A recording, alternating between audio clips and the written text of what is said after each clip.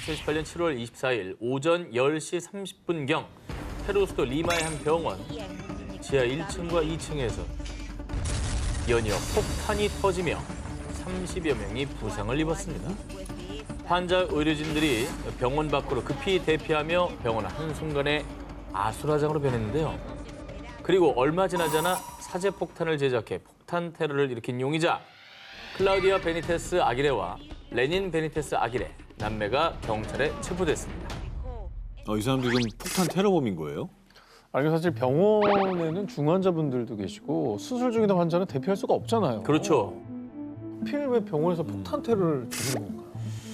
자, 이 남매가 병원 테러를 계획한 이유 테러 발생 7년 전인 2011년 남매의 어머니는 해당 병원에서 뇌종양 진단을 받은 뒤 수술을 받았습니다.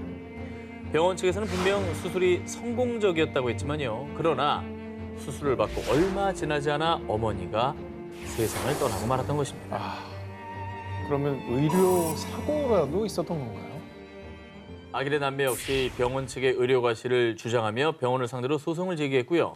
그 결과 1심과 2심 두 차례 모두 남매가 승소했는데요.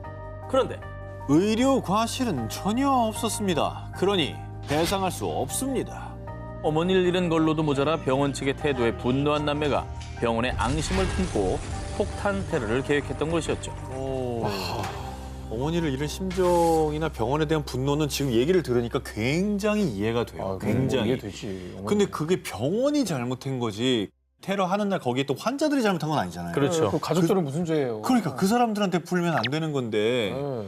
그럼 만약에 거기서 만약에 또 다른 사람이 만약에 사망을 했다면 아니 어머니 목숨 소중하죠. 근데 다른 분들의 어머니는 괜찮습니까? 그러니까. 그렇죠. 그러니까. 생각이 짧은 거죠. 법의 보호를 못 받는 것도 아니고 승소까지 했으면 그걸 기다리면 될 걸. 믿을 곳이 없어서 뭐 절박한 것도 아닌데 왜 그랬는지 모르겠네요. 개인의 복수를 위해 무고한 이들을 위험에 빠뜨리게 한 남매. 이제 당신들이 또 다른 가해자가 됐다는 사실 똑똑히 기억하시길 바랍니다. 법보다 주먹이 더 가깝다 싶고 18위 공개합니다. 이것이 저지른 광란의 복수살인극. 지난해 10월 21일 아르헨티나 북서부 산 미겔 데 쿠투만의 한 마을에서 발생한 충격적인 사건. 잠깐만요. 사람 아니에요? 여기 누가 누워 있는 겁니까? 뭐야? 아니 지금 옷이 뭐 다 벗겨진 채로 지금 뭐 눌려 있는 것 같은데? 너 발로 툭툭 차는데요? 집단 폭행 뭐 이런 사건인가요? 그러게. 자, 이 집단 구타를 당해 쓰러진 남성은 강도 미수 사건으로 복역하다가 얼마 전 석방된 25살 남성 과이마스였습니다. 그를 폭행한 사람들은 같은 마을의 평범한 주민들이었고요. 근데 뭐 형량이 좀 약하다고 생각했나요? 왜 그렇다고 해도 저러면 안 되겠습니다만. 뭔가 원한을 샀었나? 그러게. 이 주민들이 과이마스를 집단 폭행한 이유는 나흘 전에 발생한 사건 때문이었습니다. 지난해 10월 17일 이 마을에서 9살 소녀 아비가일이 사망한 채 발견됐는데요. 발견 당시 아비가일이 입고 있던 옷이 주변에 흩어져 있었기 때문에 경찰은 아동 성폭행 살인 사건으로 판단 수사에 돌입했습니다. 그리고 아비가일이 사라지기 전에 과이마스랑 같이 있었대. 과이마스 그 자식 마약에 찌들어 살더니 그 어린애를 죽인 거야? 가만히 두었다간 우리 딸한테도 몹쓸 짓을 할지 몰라. 절대로 용서 못해. 과이마스가 범인이라고 생각한 마을 주민들은 대분노. 그를 찾아가 집단 구타한 것뿐 아니라요. 흉기로 찌르고 그의 옷을 모두 벗겨 산채로 불에 태우려고 한 겁니다. 어허. 그렇게 과이마스를 응징하는 데 참여한 사람은 무려 500여 명. 그리고 수많은 주민에게 집단 구타를 당한 과이마스는 결국 사망했습니다.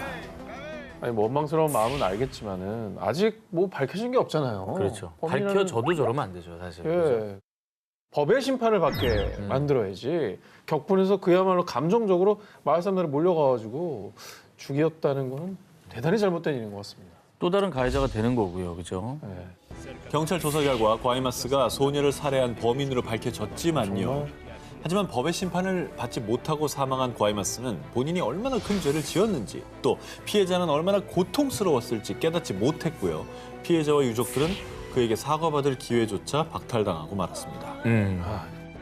범인의 목숨을 앗는 게 최고의 복수가 아닙니다.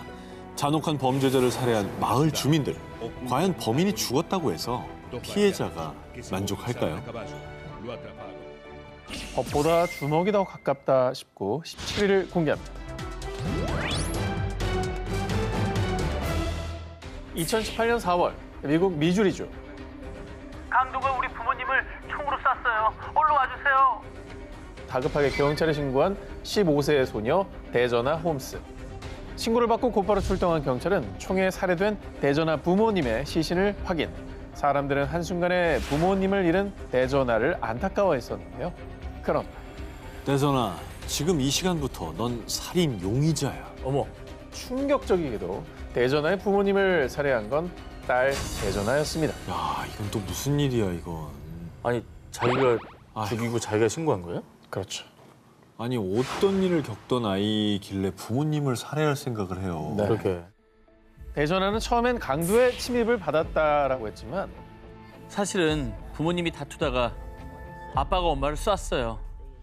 나를 보호하려면 아빠를 쏠 수밖에 없었다고요.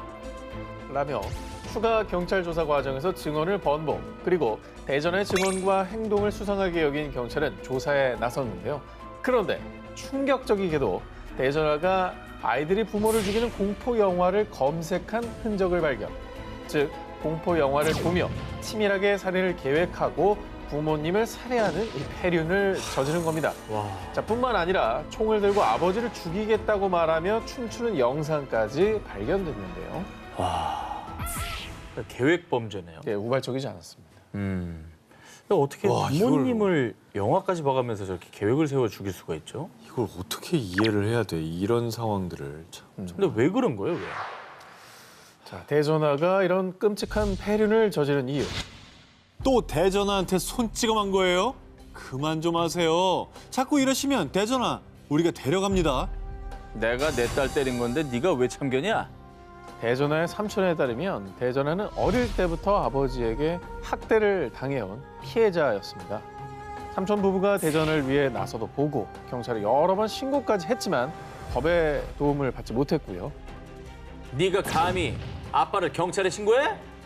그녀에게 돌아오는 건 더 심한 학대였습니다. 이에 절망한 대전아는 결국 아버지와 어머니까지 끔찍하게 살해.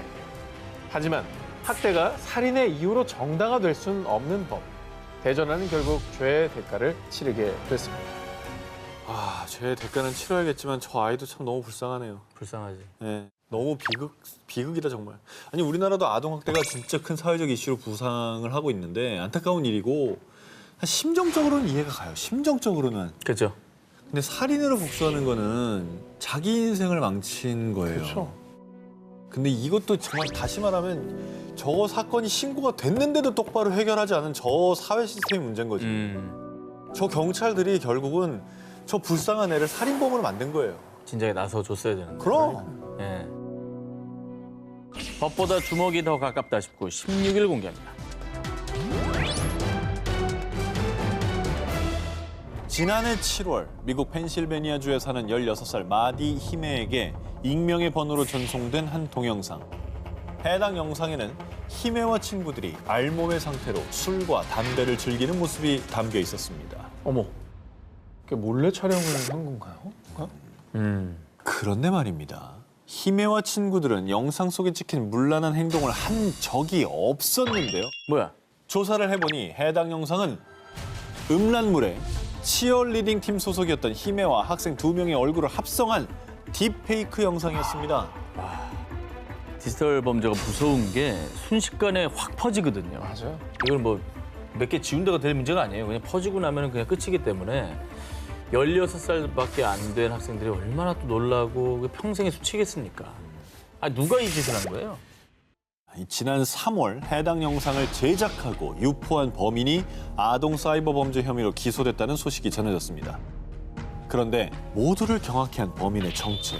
그녀의 이름은 라파엘라 스포네루요. 피해 학생들과 같은 치어리딩 팀에 있던 한 학생의 엄마였습니다. 친구 엄마가 범인이었다고요? 네. 이 스포네가 딸의 친구들을 대상으로 이런 끔찍한 만행을 벌인 이유. 걔가 질이 좀 안 좋아 보이더라. 걔랑 어울리지 마. 감히 내 딸을 따돌려? 가만 안 두겠어. 니들도 당해봐. 구체적인 범행 동기는 밝혀지지 않았지만요. 한 피해 학생 부모의 진술에 따르면 한 학부모가 자신의 딸에게 스포네의 딸과 어울리지 말라고 한 뒤 학생들에게 딥페이크 영상이 전송됐다고 하는데요. 그래서 경찰과 언론에서는 스포네가 자신의 딸을 따돌린 치어리딩 팀 학생들에게 복수하기 위해 딥페이크 영상을 제작했다고 추정했고요. 그리고 정말 안타까운 건 스포네의 딸은 엄마가 자신의 친구들에게 저지른 범행을 전혀 알지 못한 상태였다고 합니다. 저게 딸을 위한 게 아니죠. 그러니까요. 딸을 망치는 길이죠. 저렇게 되면 딸이 어떻게 살겠습니까, 앞으로. 아니 뭐 사실 따돌림을 내 딸이 당했다. 이거 정말 분노가 치밀어 오르죠. 그렇지만 저 방식은 아니었던 것 같습니다. 진정한 어른이라면 어른다운 합리적인 해결법을 찾았어야죠. 학생들에게 지울 수 없는 상처를 남긴 만행은 당신의 딸에게 더 큰 상처를 남겼을 겁니다. 법보다 주먹이 더 가깝다 싶고 15위 공개합니다. 모모모가 되고 싶었던 범죄자. 과거 여자친구를 살해한 혐의로 종신형을 선고받은 뒤 미국 캘리포니아에 위치한 교도소에서 복역 중인 무기수 제이슨 버드로우. 그런데 지난 2월 그가 교도소에서 또 한 번 살인을 저지르며 교정당국이 발칵 뒤집어졌습니다. 죄지어서 들어간 교도소에서 또 살인을 했다는 거잖아요. 그가 살해한 사람은 다름 아닌 같은 방 재소자 로저 키베. 두 사람은 평소 다툼이 있거나 문제가 있는 사이도 아니었는데. 왜 근데? 모든 건 7명의 희생자들을 위해서였습니다. 그들의 영혼을 살인자의 손아귀에서 해방시키기 위해 그랬습니다. 제이슨이 살해한 로저 키베는 7명의 여성들을 성폭행한 뒤 목 졸라 살해한 연쇄살인마. 심지어 미성년자들까지 처참하게 죽인 극악무도한 살인마로요. 정말. 1991년 체포된 뒤 종신형을 선고받고 수감. 재소자들 사이에서도 악명 높은 범죄자였습니다. 그리고 제이슨은 교도소에서 로저에 관한 다큐를 시청한 뒤 그의 잔인한 악행에 분노, 마치 자신이 히어로가 된 마냥 그를 처단하겠다는 말도 안 되는 생각을 품게 됐고요. 약 3개월 동안 로저와 같은 방에 수감되길 바라며 호시탐탐 그를 죽일 기회를 노려왔습니다. 그리고 마침내 그와 같은 방에 수감되자 제이슨은 과거 로저의 살인 수법대로 그를 목 졸라 살해. 이후 조사 과정에서 자신의 행동을 어둠의 예술이라며 정당화하기까지 했는데요. 그래도 저건 살인으로 처단할 건 아니라는 생각이 드는데. 아니 자기도 뭐 경제를 짓고 들어가지고 누가 누구 심판합니까? 약간 영웅심리에 빠진 게 아닐까 싶기도 해요. 와. 한편 연쇄살인마를 죽인 또 다른 살인마 제이슨의 범행이 알려지자 당신은 영화 속 히어로가 아니다. 우쭐대지 마라. 라며 사람들은 고개를 저었고요. 잘못된 정의를 실현하려 한 제이슨은 이미 가석방 없는 종신형을 선고받았던 터라 사형이나 추가 처벌은 내려지지 않았습니다. 이걸 뭐 사이다다 통쾌하다 하면 안 될 것 같아요. 그렇게 감정적으로 하면은 큰 혼란이 옵니다, 사회에. 전 용납될 수 없는 행동이죠.